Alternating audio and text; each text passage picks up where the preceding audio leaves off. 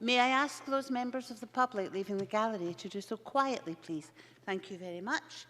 And the next item of business is members' business debate on motion 19754 in the name of Tom Arthur on Scotland's war memorials.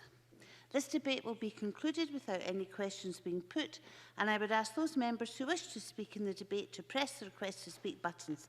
And I call on Tom Arthur to open the debate for 7 minutes, please. Presiding Officer, I am grateful for the opportunity to lead this afternoon's members' debate, recognising both the importance of protecting and conserving Scotland's war memorials and the positive contribution local war memorial associations make to communities across Scotland.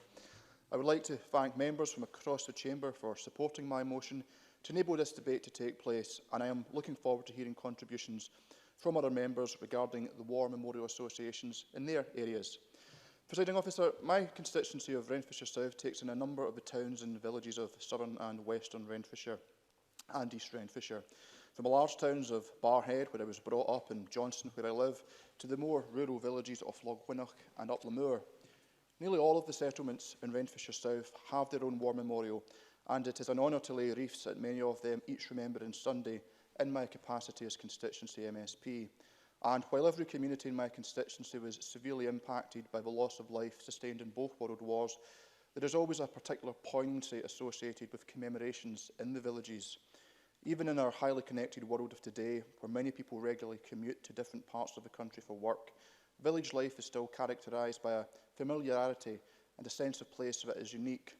These traits, which are a source of strength, can also make the experience of loss particularly acute. It is therefore understandable why so many of our villages choose to have their own dedicated war memorials. Presiding Officer, while there is much I would like to say about the war memorials across Renfrewshire South, I will focus my remarks on one memorial and its association in particular, Neilston. Until as recently as 2015, Neilston was one of only a few villages in Scotland not to have a civic memorial to honour its war dead.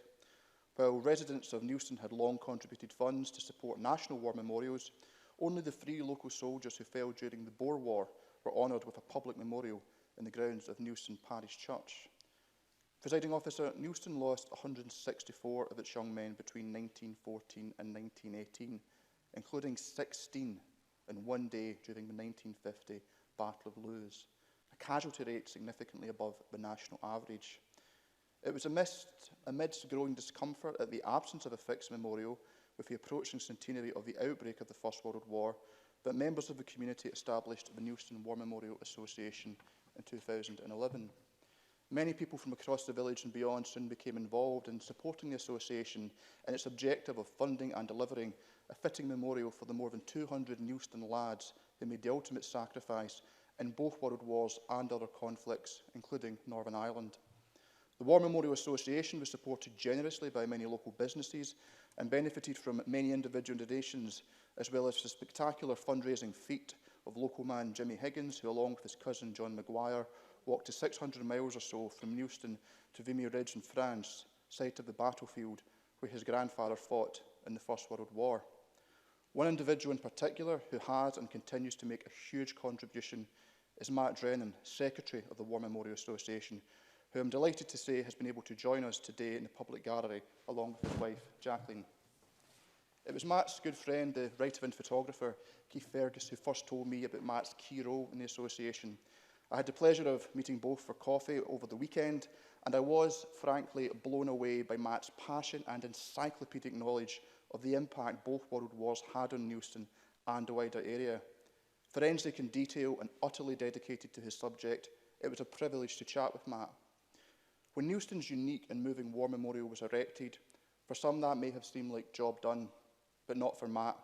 As well as continuing his assiduous research to ensure that all who fell are honoured and that the list of names on the memorial is updated as new information comes to light, Matt was instrumental in obtaining a book of dedication for the following, which now sits in Neilston Library. Matt was part of a small team that spent hundreds of hours researching the names and backgrounds of those who lost their lives in the wars. Matt also plays a significant role in the organisation and running of Neilston's annual Remembrance Service Parade, as well as ensuring that the memorial is well maintained. He has also been a key part of the development of the association into a wider-ranging community organisation, helping to secure lottery funding for bagpipe parades, Christmas lights, and later this year a community fun day in Kingston Park to commemorate the 75th anniversary of the end of the Second World War. Currently, Matt is working on what I think you will agree, Presiding Officer, is a special and worthwhile project, and I would like to share it with the Chamber before concluding. This Sunday will mark the 75th anniversary of the arrival in Neilston of 19 Norwegian refugees. Their journey from their native island of Soroya to the safety of the Kingston Park Hostel in Neilston is a story both harrowing and heroic. As Hitler's 1,000-year Reich began to collapse after barely a decade in early 1945, German forces began the forced deportation of able-bodied civilians in Norway to forced labour camps. Those islanders of Soroya resisted and were met with a brutal German retaliation, indiscriminate bombing of civilians, destruction of property, and the requisition of food supplies. An audacious rescue mission was launched by the Royal Navy, successfully transporting over 500 civilians to safety in Murmansk, Russia. The next stage of the mission involved a perilous convoy skirting the Arctic Circle to transport the refugees to Scotland. Harried by U-boats and one of the final maritime Luftwaffe missions of the war, the convoy also had to contend with atrocious weather. During the course of the treacherous journey, one of the convoy ships, the American Liberty ship SS Henry Bacon, suffered storm damage and became separated from the main convoy. Under heavy enemy fire, the crew valiantly held out for some time, downing several German torpedo bombers. When the vessel was struck, 27 members of the crew went down with the ship, selflessly ensuring that 19 Norwegian refugees found refuge in the lifeboats before reaching safety in Scotland. To commemorate those American sailors who made the ultimate sacrifice, Matt Drennan is leading the War Memorial Association's efforts to establish a memorial in Kingston Park consisting of 27 Norwegian native trees, one for each life lost on the SS Henry Bacon. Lives given so that refugees could find sanctuary. Their example is one I think we must continuously reflect on and remind others of. Presiding Officer, the events of the Second World War, and indeed all wars, must serve as a lesson to us today, demonstrating our capacity for both evil and for good. The work of the Neilston War Memorial Association, and Matt Drennan in particular, has perhaps never been more important in helping us to remember, to understand, and to learn. To conclude, Presiding Officer, I want to put on record my sincere thanks to Matt and everyone involved with the War Memorial Association for all of the work they do. They are a credit to their community, and I wish them the very best in all of their work for the future.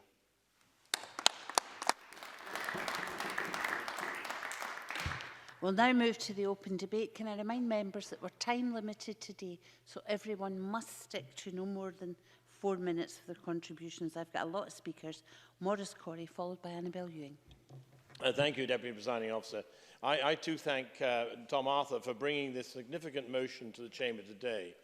And I'm pleased to have the opportunity to speak about Scotland's war memorials and the importance of their preservation. And I'm sure that most of us, if not all of us in this room today, have had the opportunity to stand before a war memorial and view the plaques etched with the names of hundreds or even thousands of men and women who died fighting for their country. I do not believe I speak only for myself, but when I say that these visual representations of the staggering losses of war are very poignant, they remind us of the extraordinary sacrifices made by ordinary people in our local areas and indeed the country as a whole. War memorials are of much more than ornate stone and walls and metal plaques. They are monuments to the memory of beloved husbands and wives and cherished sons and daughters. And for those who've never seen warfare, viewing monuments and memorials does not bestow understanding of the hardships and horrors that soldiers often endure in war. However, they do remind all who see them of the soldiers who bravely face such struggles and why they deserve our respect. As a veteran myself, I'm aware of how important it is to remember those who have fallen in war. There is a famous epitaph by John Maxwell Edmonds that says, "When you go home, tell them of us and say, for your tomorrow, we gave our today." Many men and women have given their lives for our tomorrow. It is humbling to remember the courage and sacrifice of so many that died so that Scotland could continue to progress.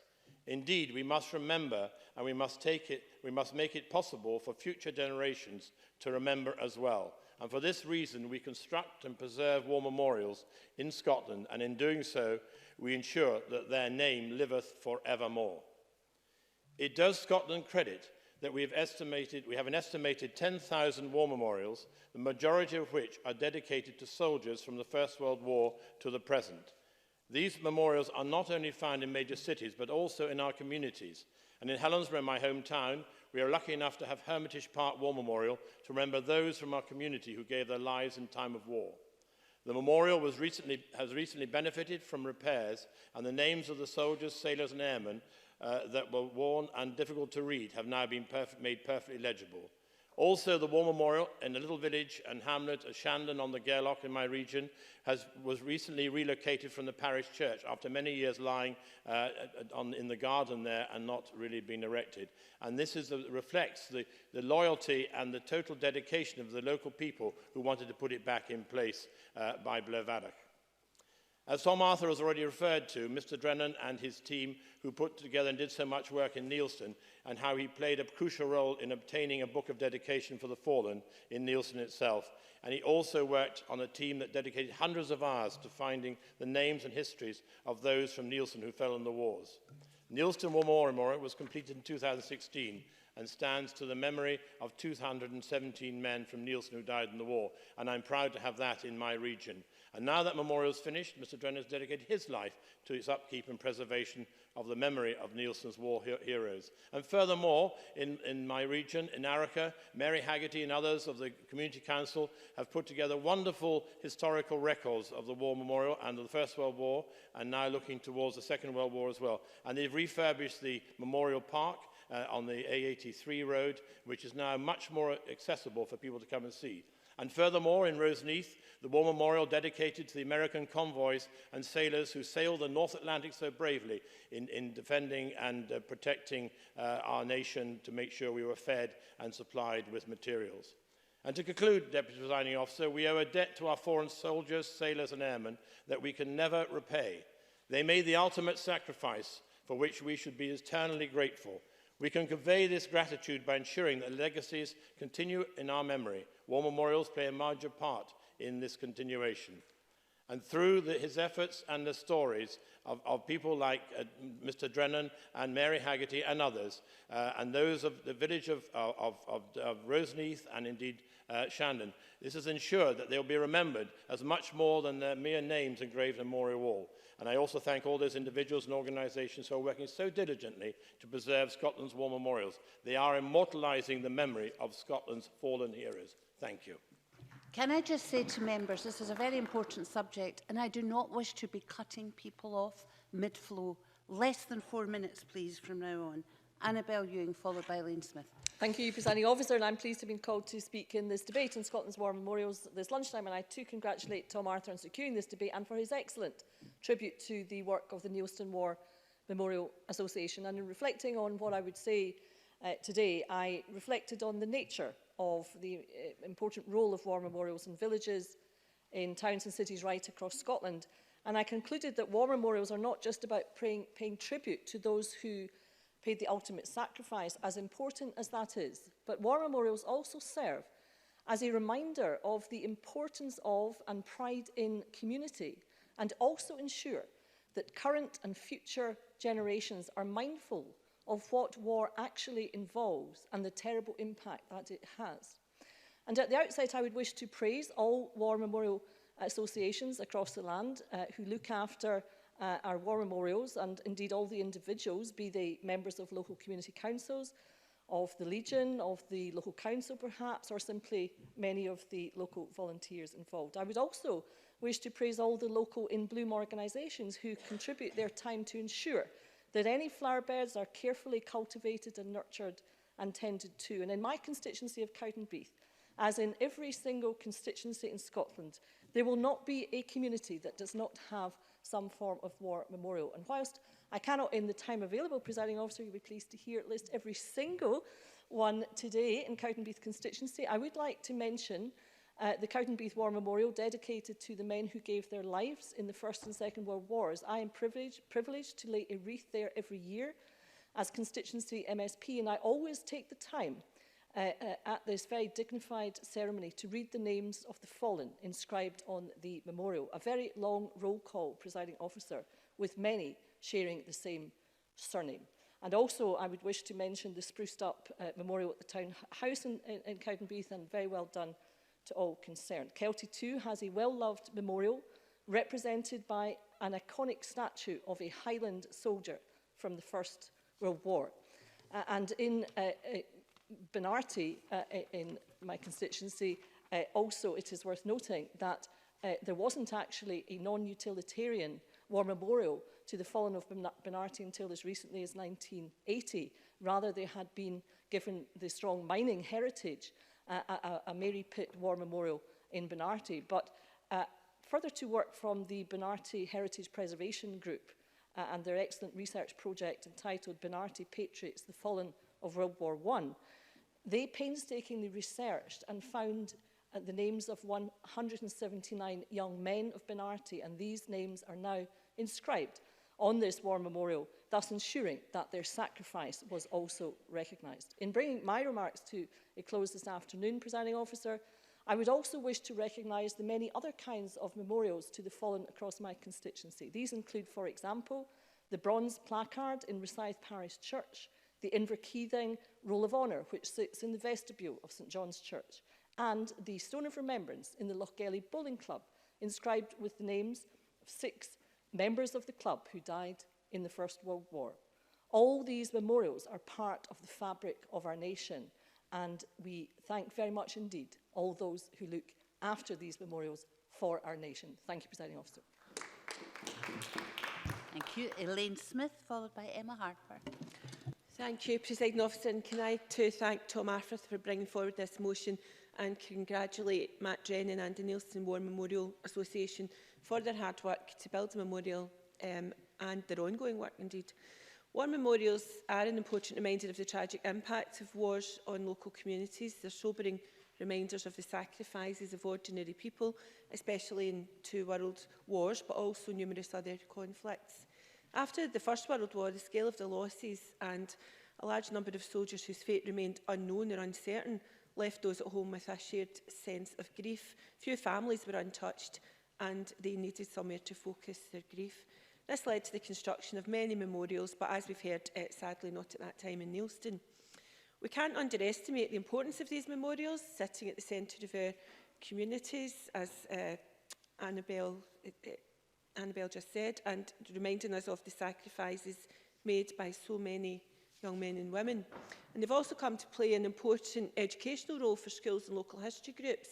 By keeping the memory of the fallen alive, they also help us learn about the history of conflicts and understand the human cost. Presiding Officer, I've got a special interest in the memorial in my hometown of Coatbridge, in Philip McGregor's constituency, and I've attended numerous remembrance services there over the years. And like many monuments around Scotland, it's a remarkable and beautiful piece of art. But a less well-known fact is that the architect was a woman, Edith Mary Wardlaw Burnett Hughes. She was one of the many women who shaped Scotland, but whose story is often hidden beneath the stories of Scotland's men. She attended lectures at the Sorbonne. She was a graduate of Gray's School of Architecture in Aberdeen, and she set up a practice in 1920 and specialised in domestic architecture, and she's considered Britain's first practising woman architect. Our 2 most important public commissions were the Coatbridge War Memorial and Glasgow's Merkett Cross, which many of you will be familiar with, and I think it is important to recall the contribution of women in Scotland to these issues. Presiding Officer, turning specifically to those remembered on the Coatbridge Monument, 2 dedicated researchers compiled information on all 863 fallen soldiers, and I believe it's only when detailed individual family histories are reconstructed and linked to one another that something of the full extent of the collective communal tragedy experienced in one small community can be felt, and I'm sure this is the case in Neilston as well as in Coatbridge. And when Mon Parish of St Patrick's marked the centenary of the armistice, we remembered 200 sons of our parish who died in the First World War. Les Jenkins, now a retired teacher from Coatbridge, started what became a 35-year project and completed it in his retirement to mark the centenary. And little did he know at the time that John McCann, another Coatbridge man, was also researching the lives of Coatbridge's fallen and had accumulated hundreds of photos on visits to battlefields. Les's biographies are now available in the local studies room at Airdrie Library, and they tell the human story in a heartbreaking way. One example is 19-year-old George Orr of Church Street in Coatbridge, who died in the Western Front, who is also remembered at the Tateville Memorial, where 45 Coatbridge men are remembered together with 72,000 others reported missing at the Somme. Another man was killed the day his child was born, and another 3 brothers, aged 21 to 23, were killed within 9 months. And there are women too, many of whom were serving as nurses, with one senior staff nurse, Catherine Aitken, dying at the Somme in 1915, aged 27. But can I just make the point there are also those whose lives were cut short because of injuries sustained, including my own great-grandfather, Jimmy McDowell, who lost a leg. They all deserve to be remembered, and I'm sure the new memorial at Neilston will become as important to that community as the one in Coatbridge is. Today's debate is an important opportunity for this Parliament to place on record our appreciation for those who give their time to research and record our history, and those who do so in a voluntary capacity. And I thank Tom Arthur for bringing the debate forward to the Chamber. Thank you. Emma Harper, followed by Alison Johnson. Thank you, Presiding Officer. I'm pleased to be able to speak in this debate today, and I congratulate my colleague Tom Arthur for his absolutely excellent contribution. This debate allows us the opportunity to note the many important sacrifices that were made over many years, including during the First and Second World Wars and up to recent war in Iraq and the conflict in Afghanistan. The earliest memorials in Scotland, one of which is in Ayr, record battles fought against Viking and English invaders. Post-19th century war memorials began to be a common feature of communities across Scotland, and as rightly, as Tom Arthur's motion states, acknowledges those who gave their lives in the service of this country. We in South West of Scotland, we have a home to many historic and modern war memorials. In Ayr, we have the ruins of Dunoon Castle, which in 1833 was besieged and taken by Edward Balliol, who surrendered it to Edward III of England. An insurrection ensued, driving Balliol out of Scotland. But there's a memorial to the castle's recapture on the grounds of Dunoon, which is thought to have been there since early 15th century. Other local memorials are notable, and one is directly beside McClelland's Castle in Kirkcudbright Town Centre in my South Scotland region, and it serves to honour both who died in the Great War as well as World War II. The historic ruins of McClelland's Castle acts as a backdrop to the War Memorial, which was unveiled in 1921. It's just one of many Great War memorials by the acclaimed Scottish sculptor and artist George Henry Paulin, who died in 1962. The bronze figures on top of the stone base in Kirkcudbright show a warrior holding a sword and shield while protecting a sleeping child. Panels on the memorial's base list 88 names from the First World War and 36 who fell in the Second. Each year a service is held on Remembrance Sunday, and 2 years ago the memorial was also used by the Holocaust Education Trust to educate young people across the region about the Holocaust and to promote the values of tolerance, respect and kindness for one another, which is what we should continue to promote across the whole of Scotland today. And in noting Tom Arthur's references to Neilston and the Neilston War Memorial Association, I too welcome Matt and Jackie to Chamber today as well. I'd like to recognise some local work has been done by local people in Dumfries and Galloway. Shortly after my election, I was contacted by local constituents Craig Bridson and his father Jim, who were actively trying to establish a war memorial in Bootle Churchyard to honour those in the local Bootle parish area, which is near Dalbeattie. The new memorial would replace the original plaque, which was located inside the Bootle parish church, which had been sold and converted into a private home. This made it difficult for years for local people to access the plaque on the important remembrance occasions. Jim wanted the memorial to honour his uncles, Private George Bridson of the Scottish Rifles section in World War I and Captain William Bridson of the Merchant Navy during the Second World War. Jim, along with residents, successfully crowdfunded £1,700 for the contributing to the memorial. It was carved and inscribed by local business Douglas Swan in Kirkcudbright, and through engagement with D&G Council and collaboration with my colleague, Councillor Rob Davidson, I was able to assist in having the memorial established, and I attended the unveiling ceremony also. Presiding Officer, in closing, I'd like to again welcome this debate and note the importance of our war memorials and the people who look after them. Alison Johnson, followed by Fulton McGregor. I thank Tom Arthur for bringing this debate to the Chamber, Presiding Officer. Memory is an important part of who we are as individuals and communities, indeed as a country. It helps shape who we are now, and importantly, really importantly, it helps us learn from our mistakes and the mistakes that we've made in the past, and helps us create a better future. The region that I represent, Lothian, has a great many war memorials, and it's right that we remember all who have lost their lives in war. Bathgate in the west of my region is home to Scotland's Korean War Memorial, and just up the road from this chamber, Edinburgh Castle, one of the most visited places in the UK, houses Scotland's National War Memorial. And more recently, Edinburgh saw the arrival of a statue to Wojciech the Bear, who served Polish regiments carrying ammunition in the Second World War. It honours the memory of Polish soldiers and reminds us too that millions of animals have served and died in wars.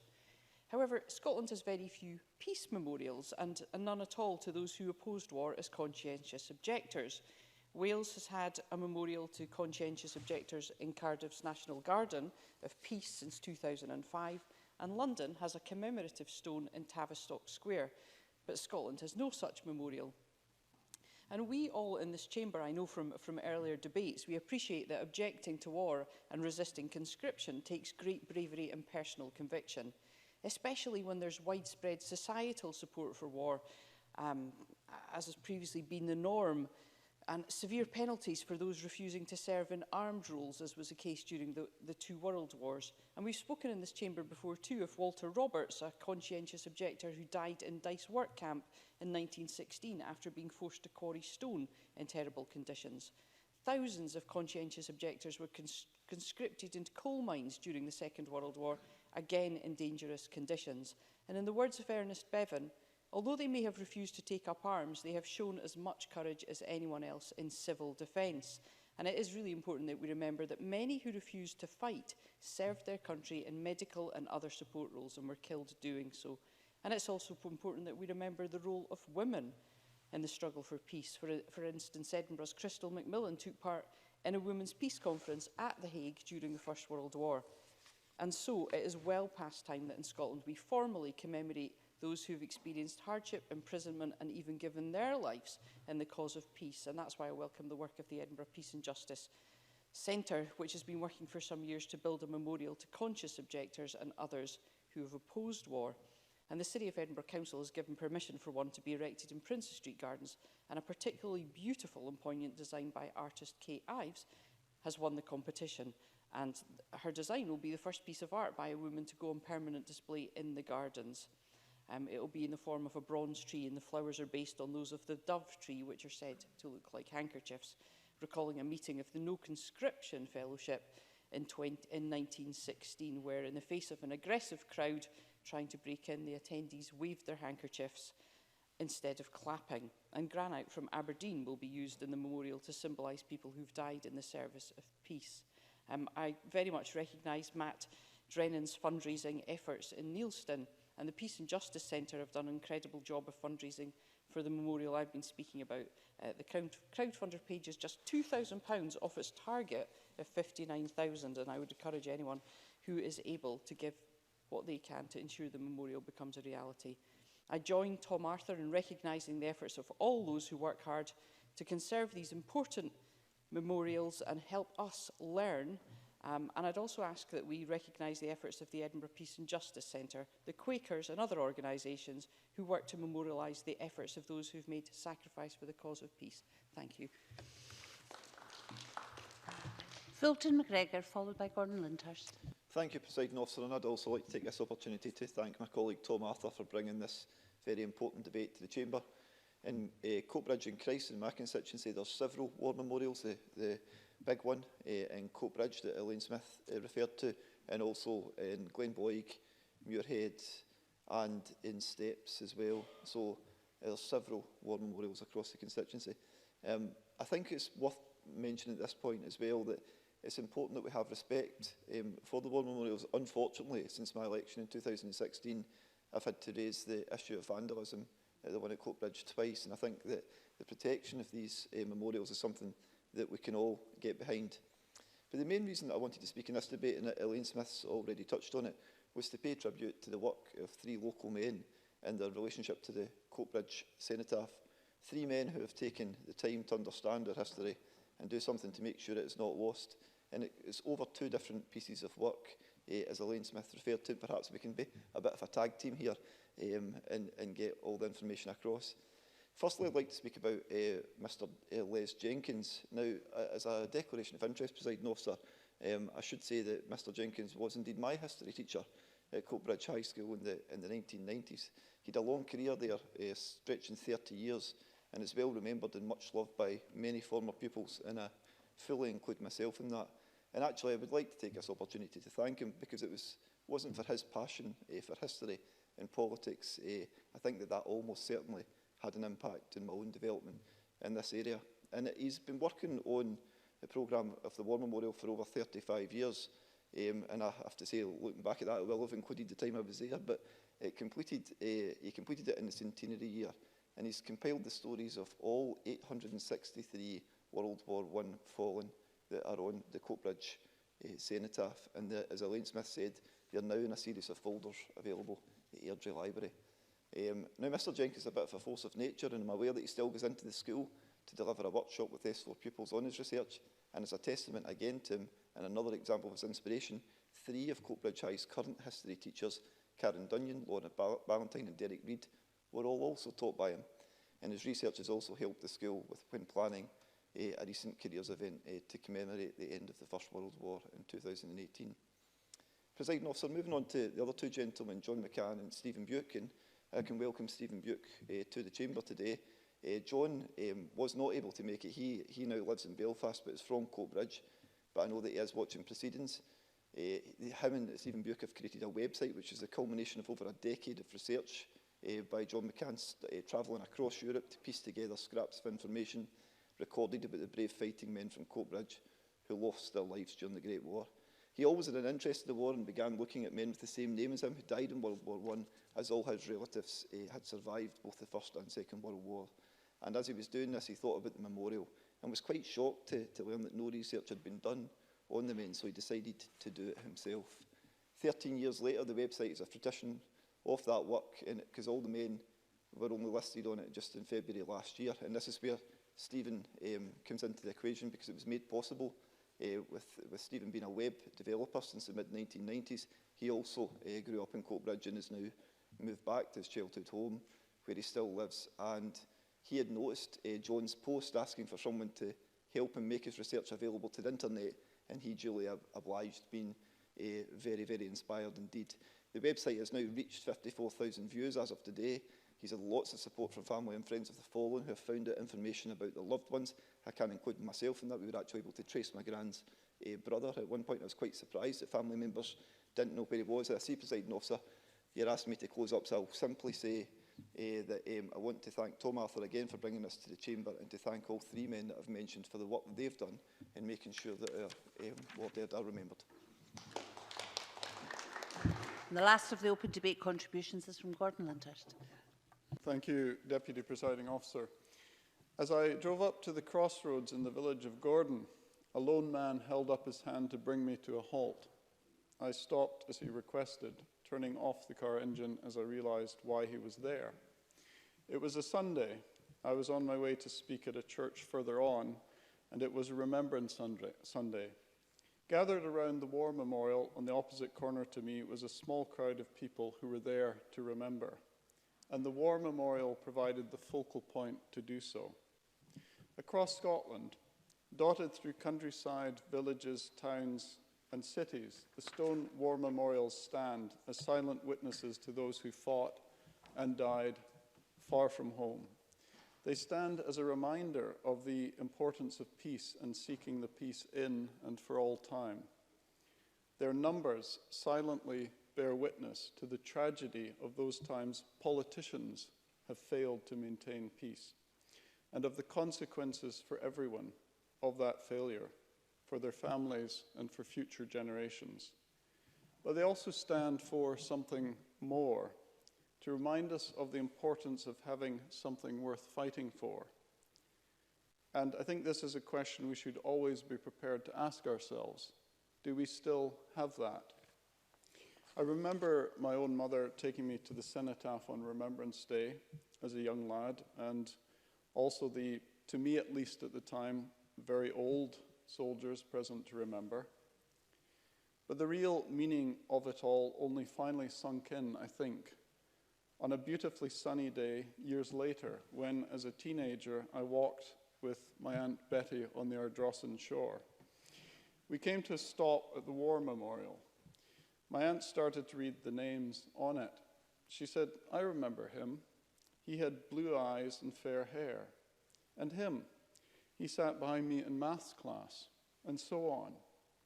And as she did this, the names came alive to me as real people. That day gave me a real understanding of what war memorials are actually about. People, real people. So whether it is the Korean War Memorial in the Bathgate Hills, the Scottish Poets War Memorial here in Edinburgh, or the wall plaques with their lists of names in innumerable churches and halls up and down the country, churches like Charlotte Chapel in Edinburgh, they bear silent witness. But stones and bronze cannot speak. It takes people to remember and to speak. But we need these memorials to remind us that we need to remember and also act like the man at the Gordon Crossroads. Thank you.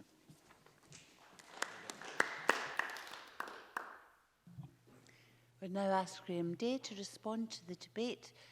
7 minutes, please, Minister. So, let me begin by thanking Tom Arthur for providing us this opportunity to highlight the important role that local communities play in ensuring that our armed forces personnel, and especially the fallen, are never forgotten or overlooked. Today we are specifically noting the hard work of Matt Drennan and the Neilston War Memorial Association in their efforts to create and care for a memorial in their community.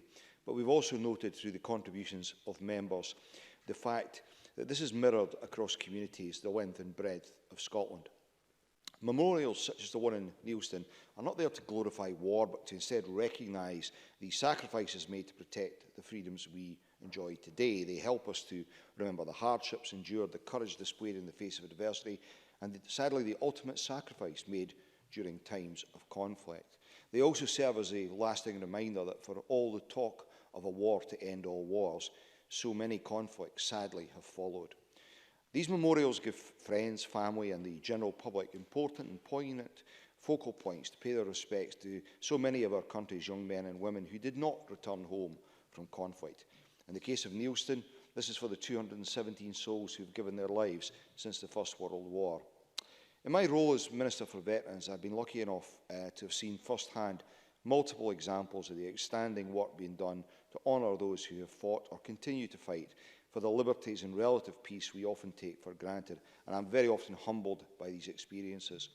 The great work being done in Neilston is so often replicated right across our country. In my own constituency, I'm particularly proud of our award-winning Carnoustie War Memorial, which in 2019 was given the accolade of the best-kept war memorial in Scotland.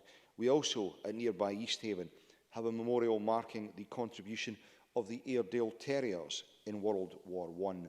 Next month, I'll be visiting Ballingray Cemetery at the invitation of Annabel Ewing, an invitation that came about during the debate in Parliament last month on the Commonwealth War Graves Commission. And I look forward to having the opportunity to pay my respects and to witnessing a fine example of the work being done by the Commonwealth War Graves Commission to ensure our fallen servicemen and women are commemorated with the dignity that they deserve. Alison Johnson and Gordon Lyndhurst mentioned the Korean War Memorial, which is certainly in the very special category, and I say that having visited it twice myself. But of all the memorials I visited, and will no doubt visit, in terms of sheer poignancy, nothing will surpassed the commemoration of 9 soldiers of K6 Force of the British Indian Army at Kinyusi. Simple graves, lovingly tended by local Legion member Isabel Harling, and the subject of a poignant annual ceremony organised by Glasgow-based Colourful Heritage. Presiding Officer, I am pleased that the Scottish Government plays its part in ensuring that war memorials throughout the country are looked after to the highest standard. Through the Scottish Government centenary funding, Historic Environment Scotland provided support totalling £1 million to the War Memorials Trust. This was used to aid repairs to war memorials throughout Scotland from 2013 through to March 2018. The programme supported the repair and conservation of around 125 projects, all told. And that support has not ended. Last year, Historic Environment Scotland awarded the War Memorials Trust approximately £90,000 to cover 50% of their grants programme and conservation programme for 2019 through to 2023. For both myself as Veterans Minister and the Scottish Government, war memorials have and will continue to play a vital role in ensuring that, regardless of age or rank, those who laid down their lives for ideals which we all cherish will forever hold an honoured place in our hearts. Finishing today's debate, though, let me return to its subject, the Neilson War Memorial Association, and specifically their plans to build on their previous achievements and develop an additional memorial at Kingston Park. As Tom Arthur highlighted, this time it will be to remember American sailors, 22 of those, plus 7 members of the US Navy Armed Guard, who gave their lives during an operation to rescue Norwegian refugees in the Arctic Circle towards the end of the Second World War. Many of those refugees and others subsequently spent the remainder of the war housed in Neilston at the Kingston Park Hostel. It's great to see the continued community spirit being shown by the Neilston War Memorial Association, and I wish them all the success in their aims for this new memorial. To conclude, Presiding Officer, let me again thank Tom Arthur for bringing forward this debate, and particularly for the speech that he made, and allowing us all to recognise the great work of Matt Drennan and the Neilston War Memorial Association and others in other parts of our country. Presiding Officer. That concludes the debate, and we managed to do so in time. Thank you, everyone. And this meeting is suspended until 2 o'clock.